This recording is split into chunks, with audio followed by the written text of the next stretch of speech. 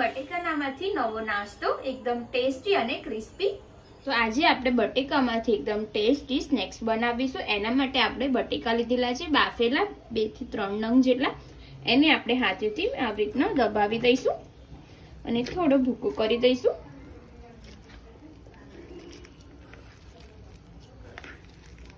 एकदम सरस रीते आपणे तमे जोई शको छो एकदम भूको करी नाख्युं छे एकदम सरस। हवे आपणे आनी अंदर गाजर छीणेલું एड करीशुं एक अर्धी वाटकी जेटલું। साथे आपणे कैप्सिकम मरचा लईशुं ए पण आपणे अर्धी वाटकी लीधेला छे झीणा समारीने। थोड़ी आपणे कोथमीर लई लईशुं।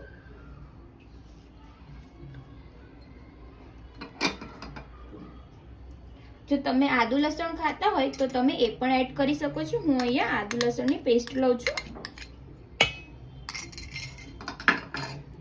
હવે આપણે લીંબુનો રસ એડ કરીશું। અડધા લીંબુનો રસ એડ કરીશું। સારી રીતના મિક્સ કરી દઈશું।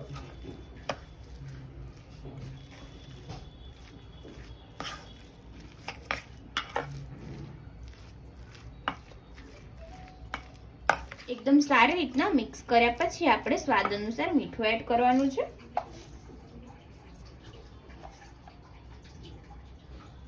हवे आपणे चिली फ्लेक्स एड करीशुं। सूका लाल मरचानो भूको आपणे 2 जेटलो लीधेला छे मरचा। हवे एकदम बटेकामांथी पाणी छूटे एटला माटे आपणे एनी अंदर ચોખાનો લોટ एड करवानो छे जेथी करीने एकदम सरस थाय अने पाणी जे छूटेલું હોય આમાં सरखू थई जाए सेट थई जाए एटला माटे। जो तमने एवुं लागे के थोडું વધારે એવું લાગે છે તો તમે વધારે લોટ એડ કરી શકો છો। આપણે સરસ રીતે મિક્સ કરી દઈશું।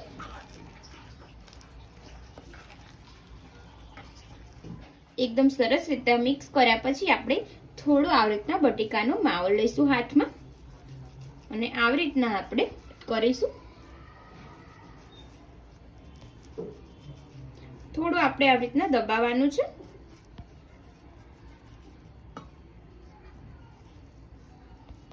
આવી રીતના આપણે બધા કરી દઈશું બટેકાનો રોલ જેવું। આવી રીતના આપણે રોલ વાળી દીધા છે। હવે આપણે એક પાટલીમાં ચોખાનો લોટ લીધેલો છે એની ઉપર આપણે આ રોલ આવી રીતના મૂકી દઈશું અને થોડા આપણે આવી રીતના ફેરવીશું એટલે લોટવાળા થઈ જશે। હવે આપણે આને કટ કરી દઈશું।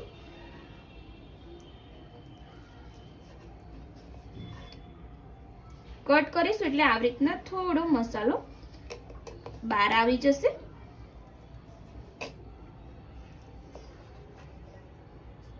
આવી રીતના આપણે કટ કરી દઈશું અને હાથેથી થોડા રોલ કરીશું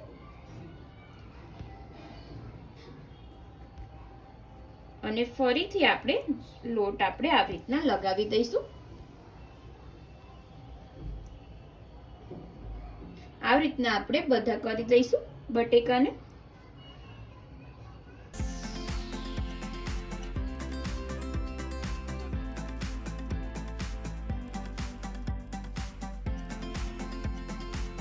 एकदम सरस આપણે આ બાઇટ્સ જેવું બનાવી દીધેલું છે અને ચોખાના લોટથી કવર કરી દીધું છે। હવે આપણે આને તળી લઈશું। એના માટે આપણે તેલ ગરમ થવા મૂકેલું છે। તેલ પણ ગરમ થઈ જ ગયું છે। આપણે એડ કરી લઈશું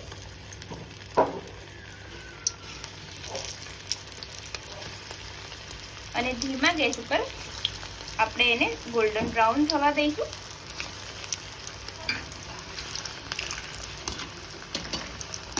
હવે આપણે આને એકદમ ક્રિસ્પી થવા દઈશું ધીમા ગેસ ઉપર।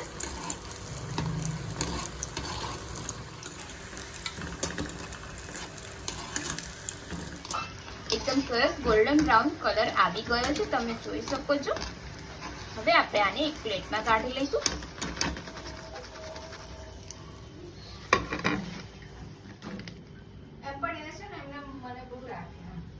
આપણા બટેકાનો નવો નાસ્તો રેડી થઈ ગયો છે। તમે જોઈ શકો છો એકદમ ટેસ્ટી બનશે।